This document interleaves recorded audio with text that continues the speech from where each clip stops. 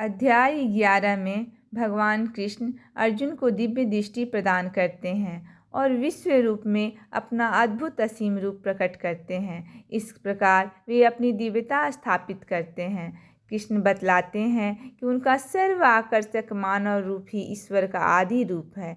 मनुष्य शुद्ध भक्ति के द्वारा ही इस रूप का दर्शन कर सकता है।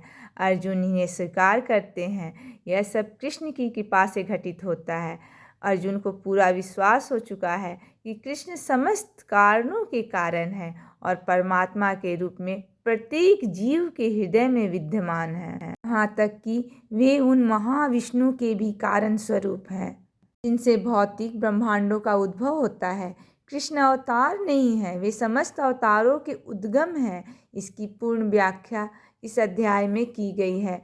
जहाँ तक अर्जुन की बात है, उनका कहना है कि उनका मोह दूर हो गया है। इसका अर्थ यह हुआ कि वह कृष्ण को अपना मित्र स्वरूप सामान्य मनुष्य नहीं मानते, अपितु उन्हें प्रत्येक वस्तु का कारण मानते हैं। अर्जुन अब कृष्ण जैसा मित्र उन्हें मिला है, किंतु अब वह सोचते हैं कि भले ही वह कृष्ण को हर एक वस्तु का कारण मान ले, किंतु दूसरे लोग नहीं मानेंगे। अतः इस अध्याय में वह सबों के लिए कृष्ण की अलौकिकता स्थापित करने के लिए कृष्ण से प्रार्थना करते हैं कि वे अपना रूप, विराट रूप दिखलाएं। वस्तुतः जब कोई अर्जुन की ही तरह कृष्ण के विराट रूप का दर्शन करता है तो वह डर जाता है, लेकिन कृष्ण इतने दयालु हैं कि वे इस स्वरूप को दिखाने के तुरंत बाद वे अपना मूल रूप धारण कर लेते हैं और अर्जुन स्वीकारते हैं कि उनके लाभ के लिए ही सब कुछ बता रहे हैं। कहते हैं, हे कमल नयन, मैंने आपसे प्रत्येक जीव की उत्पत्ति तथा लय के विषय में विस्तार से सुना है और उसकी अक्षय महिमा का अनुभव किया है। हे पुरुषोत्तम, हे परमेश्वर, यद्यपि आपको मैं अपने समक्ष आपके द्वारा वर्णित आपके वास्तविक रूप में देख रहा हूँ, किंतु मैं यह देखने का इच्छुक हूँ कि आप इस दृश्य जगत में किस प्रकार प्रविष्ट हुए हैं। मैं आपके उसी रूप का दर्शन करना चाहता हूँ। हे प्रभु, हे योगेश्वर, यदि आप सोचते हैं कि मैं आपके विश्व रूप को देखने में समर्थ हो सकता हूँ, तो कृपा करके मुझे अपना असीम रूप दिखाइए। तब भगवान ने उन्हें असीम रूप दिखाया है। अनेक वक्त्र नयनम अनेक अद्भुत दर्शनम अनेक दिव्य आभरणम दिव्य अनेक उद्धत आयुधम दिव्यमालाय अम्बरपधर्म दिव्य गंध अनुलेपनम सर्व आश्चर्यमय्यम देवम अनंतम विश्वत्मुखम। अर्जुन ने उस विश्वरूप में असंख्य मुख, असंख्य नेत्र तथा असंख्य आश्चर्यमय दृश्य देखे। यह रूप अनेक दैवी आभूषणों से अलंकृत था और अनेक दैवी हथियार उठाए हुए था। यह देवी मालाएं तथा वस्त्र धारण किए था और उन पर अनेक दिव्य सुगंधियाँ लगी थी। सब कुछ आश्चर्यमय, तेजमय, असीम तथा सर्वत्र व्याप्त था। पश्यामि देवान् तव देव देहे सर्वान् तथा भूतविशेष संघान् ब्रह्माण्डमीशं कमलासनस्थं ऋषीन् च सर्वान् उर्गान् च दिव्यान्। अर्जुन ने कहा, हे भगवान कृष्ण, मैं आपके शरीर में सारी देवताओं तथा अन्य विविध जीवों को एकत्र देख रहा हूँ। मैं कमल पर आसीन ब्रह्मा जी, शिव जी तथा समस्त ऋषियों एवं दिव्य सर्पों को देख रहा हूँ। अर्जुन ब्रह्मांड की प्रत्येक वस्तु देखते हैं, अतः वह ब्रह्मांड के प्रथम प्राणी ब्रह्मा को तथा उस दिव्य सर्प को जिस पर विष्णु भगवान शयन करते हैं देखते हैं। इस शेष सैया के नाग को वासुकी भी कहते हैं। अनेक सर्पों को भी वासुकी कहा जाता है। अर्जुन विष्णु भगवान को कमल लोक स्थित ब्रह्मांड के शीर्षस्थ भाग को, जहाँ ब्रह्मांड के प्रथम जीव ब्रह्मा निवास करते हैं, देख सकते थे। इसका अर्थ यह है कि अर्जुन आदि से अंत तक की सारी वस्तुएं अपने रथ में एक ही स्थान पर बैठे बैठे देख सकते थे। यह सब भगवान कृष्ण की कृपा से ही संभव हो सका है। अनेक बाहु उदर वक्त्र नेत्रम पश्यामि त्वां सर्वतः अनंत रूपम न अंतम न मध्यम न पुनः तवादिं पश्यामि विश्व ईश्वर विश्वरूप। अर्जुन कहते हैं, हे विश्वेश्वर, हे विश्वरूप, मैं आपके शरीर में अनेकानेक हाथ, पेट, मुंह तथा आंखें देख रहा हूँ, जो सर्वत्र फैले हैं और जिसका अंत नहीं है।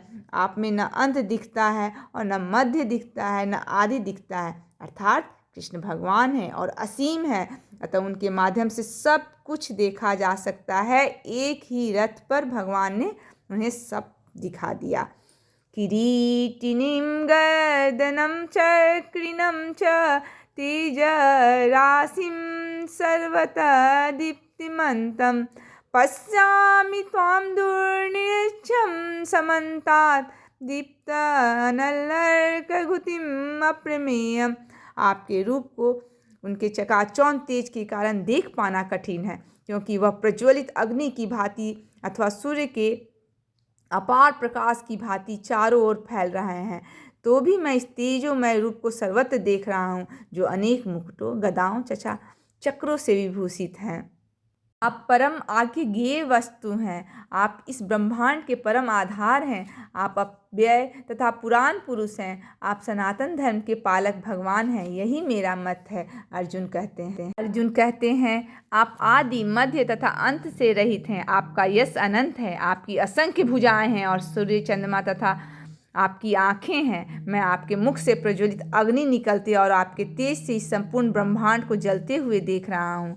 भगवान के ऐश्वर्य की कोई सीमा नहीं है। यहाँ पर तथा अन्यत्र भी पुनरुक्ति पाई जाती है, किंतु शास्त्रों के अनुसार कृष्ण की महिमा की पुनरुक्ति कोई साहित्यिक दोष नहीं है। कहा जाता है कि मोहग्रस्त होने पर या परम खुशी मतलब आह्लाद के समय या आश्चर्य होने पर कथनों की पुनरुक्ति हुआ करती है। यह कोई दोष नहीं है। अर्जुन कहते हैं, यदि आप एक हैं, किंतु आप आकाश तथा सारे लोकों एवं उनके बीच के समस्त अवकाश में व्याप्त हैं। हे महापुरुष, आपके इस अद्भुत तथा भयानक रूप को देखकर सारे लोग भयभीत हैं। भगवान ने अर्जुन को जो दिव्य दृष्टि प्रदान की थी, उन्होंने युद्ध क्षेत्र में उस विश्व रूप को देखा। इस विश्व रूप को देखा, बल्कि अन्य लोकों के वासियों ने भी इसे देखा। तथा आकाश के बीच का स्थान, तीनों संसार मतलब शब्दों में व्यक्त नहीं किया जा सकता कि कौन कौन लोग देख रहे हैं। लोगों का सारा समूह आपकी शरण ले रहा है और आप में प्रवेश कर रहा है। उनमें से कुछ अत्यंत भयभीत होकर हाथ जोड़े आपकी प्रार्थना कर रहे हैं। महर्षियों तथा सिद्धों के समूह कल्याण होकर वैदिक स्तुतियों का पाठ करते हुए आपकी स्तुति करते हैं।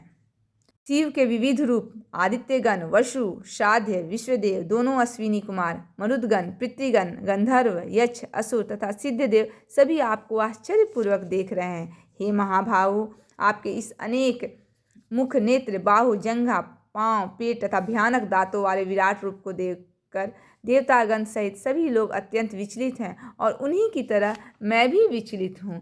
हे सर्वव्यापी विष्णु, नाना ज्योतिर्मय रंगों से युक्त आपको आकाश का स्पर्श करते मुख फैलाए तथा बड़ी बड़ी चमकती आंखें निकाले देखकर भय से मेरा मन विचलित है। मैं न तो धैर्य धारण कर पा रहा हूँ, न मानसिक संतुलन ही पा रहा हूँ। हे देवेश, हे जगन निवास, आप मुझ पर प्रसन्न हो। मैं इस प्रकार से आपके प्रलयाग्नि स्वरूप मुखों को तथा विकराल दांतों को देखकर अपना संतुलन नहीं रख पा रहा हूँ। मैं सब ओर से मोहग्रस्त हो रहा हूँ। धृतराष्ट्र के सारे पुत्र अपने समस्त सहायक राजाओं सहित तथा भीष्म, द्रोण, कर्ण एवं हमारे प्रमुख योद्धा भी आपके विकराल मुख में प्रवेश कर रहे हैं। उनमें से कुछ के सिरों को तो मैं आपके दांतों के बीच चूर्णित हुआ देख रहा हूँ।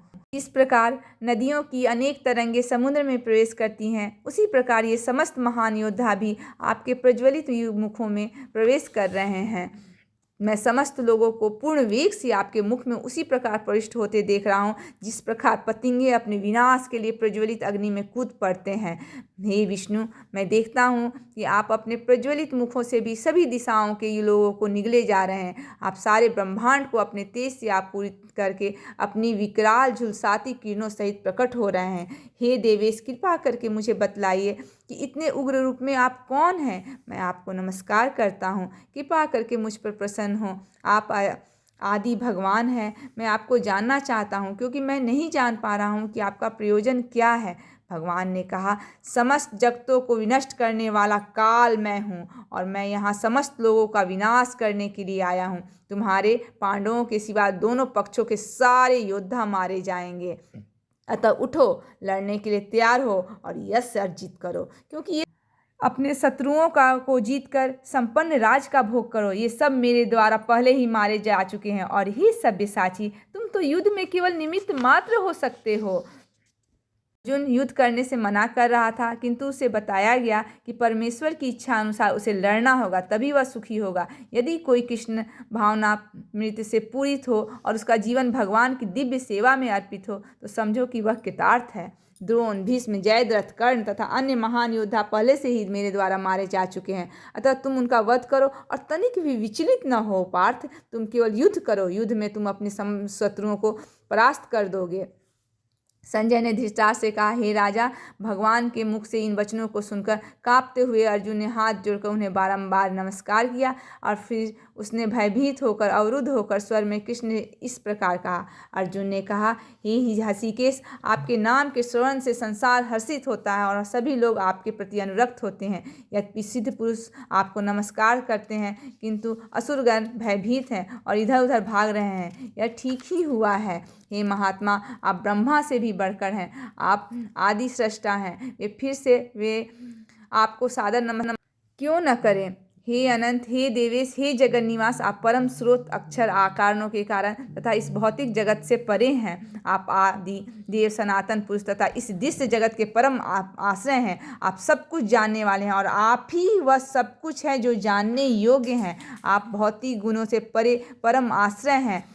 आप वे ज्ञाता हैं और ज्ञेय हैं, वे जानने योग्य हैं, क्योंकि आप सर्वव्यापी हैं। वैकुंठ लोक में कारण स्वरूप होने से वे दिव्य हैं। वे दिव्य लोक में भी आप भगवान कृष्ण हैं। वायु हैं तथा परम निरंता भी हैं। आप अग्नि हैं, जल हैं तथा चंद्रमा हैं। आप आदि जीव ब्रह्मा हैं और आप प्रपितामह हैं। अतः आपको 1000 बार नमस्कार है और पुनः पुनः नमस्कार है।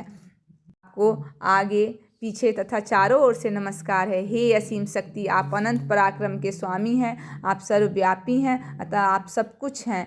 सखेति मत्वा प्रसवं यत उत्तम, हे कृष्ण हे यादव हे सखेति, अजानता महिमानं तव इदं मया प्रमादात् प्रणेन वापि।